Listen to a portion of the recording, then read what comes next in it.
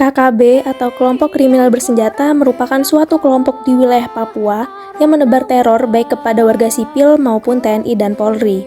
Tujuannya yaitu ingin melepaskan Papua dari NKRI.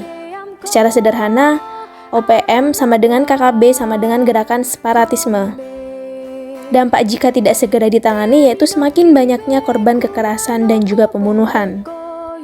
Apa sih penyebab dari terjadinya aksi teror KKB? Yang pertama yakni terkait dengan sejarah Papua. Sebelum menjadi bagian dari Indonesia pada tahun 1969, Papua termasuk dalam bagian koloni Belanda. Proses integrasi Papua ke Indonesia terlaksana melalui sebuah referendum yang dianggap kontroversial oleh beberapa pihak, termasuk kelompok separatis Papua. Yang kedua, isu ekonomi dan sosial. KKB merasa bahwa Papua tidak mendapatkan perhatian yang cukup dari pemerintah Indonesia dalam hal pembangunan ekonomi dan sosial. Yang ketiga, identitas Papua. Memperjuangkan identitas Papua dengan menganggap bahwa Papua memiliki budaya, bahasa, dan tradisi yang unik yang harus dipertahankan. Faktor kekayaan alam. Sumber daya alam di Papua lebih banyak dikelola oleh orang yang bukan penduduk asli.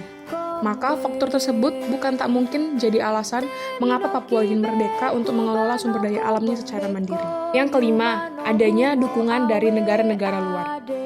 Upaya pencegahan yang dapat dilakukan dari tataran kebijakan yaitu dengan pendekatan humanis, proses hukum yang lebih tegas, pemerataan kesejahteraan, dan menjamin keamanan di tanah Papua serta seluruh wilayah NKRI.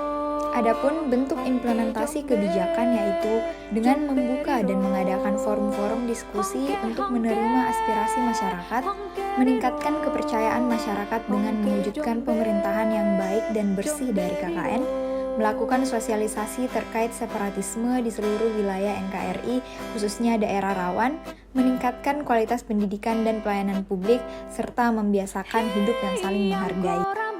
Peran generasi muda untuk turut mencegah isu tersebut adalah misalnya memperlakukan semua orang dengan setara, peka terhadap hal-hal sensitif dalam konteks SARA, tidak melakukan generalisasi terhadap suatu golongan atau stereotyping, bekerja dengan jujur dan amanah agar pemerataan pembangunan berjalan lancar, kemudian mempelajari dengan mendalam isu KKB.